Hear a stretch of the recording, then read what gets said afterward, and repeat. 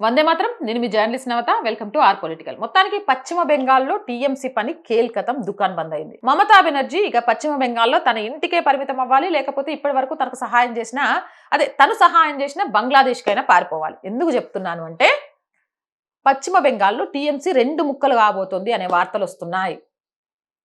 ఆ 2 ముక్కలు కావడమే కాదు, ఉన్న ఎంపీలందరూ కూడా ఇప్పుడు మమతా బెనర్జీకి వ్యతిరేకం అయిపోయారు. ఆ ఎంపీల్లో సగం మంది ఆ రెండో ముక్కగా మారిన టీఎంసీలో ఉంటే మిగిలిన మంది బీజేపీలో చేరతారని చెప్తారు. నీకు ఇవన్నీ ఎట్ట తెలుసు? జోష్యం చెప్తున్నావా అంటే జోష్యం కాదు నాయన బాబు. ఈ మధ్య బెంగాల్లో దాడులు జరుగుతున్నాయి. ఎవరి మీద?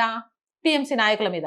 అంటే వాళ్ళు చేసిన దారుణాలను భరించి భరించి భరించి ఉన్న జనం ఇప్పుడు వాళ్ళకి అధికారం లేదు, వాళ్ళకు పోలీసులు అండలేదని తెలిసిన తర్వాత వాళ్ళు తుక్కు కూడా తీస్తున్నారు. సో ఈ తుక్కు కూడా తీసే నిరసనలకు వ్యతిరేకంగా ధర్నాకు మమతా బెనర్జీ పిలుపునిచ్చింది. మమతా బెనర్జీ పిలిపిస్తే పార్టీ తరపున గెలిచిన 80 మంది ఎమ్మెల్యేలో ధర్నాలకు వచ్చిన వాళ్ళు ఎంతమంది తెలుసా? ఇద్దరంటే ఇద్దరు ఎమ్మెల్యేలు. 29 మంది ఎంపీలు ఉంటే ధర్నాకు వచ్చింది ఎంతమంది తెలుసా? కేవలం ఒక్కళ్ళు. 13 మంది రాజ్యసభ సభ్యులు ఉంటే ధర్నాకు వచ్చింది ఎంతమంది తెలుసా? 2.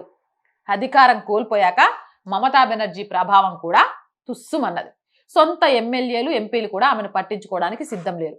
పాపం దీది పరిస్థితి ముందు గొయ్యి వెనక నొయ్యి అన్నట్టుగా ఎటు తేల్చుకోలేక ఇప్పుడు 4 గదులకు పరిమితమై తాను చేసిన తప్పులను కర్మఫలం అనుభవిస్తున్నానని బ్రతికేయడం తప్ప అంతకు మించి లేదు.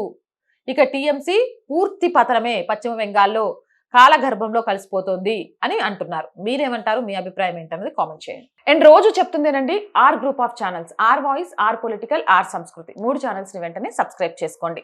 కంటెంట్ బాగుంది అనిపిస్తే లైక్ చేయండి, షేర్ చేయండి, మీ అభిప్రాయాన్ని కామెంట్ చేయండి. అండ్ ఆర్థికంగా ఫస్ట్ వీక్ వచ్చింది, శాలరీస్, రెంట్ కోసం చాలా చాలా ఇబ్బందుల్లో ఉన్నాం.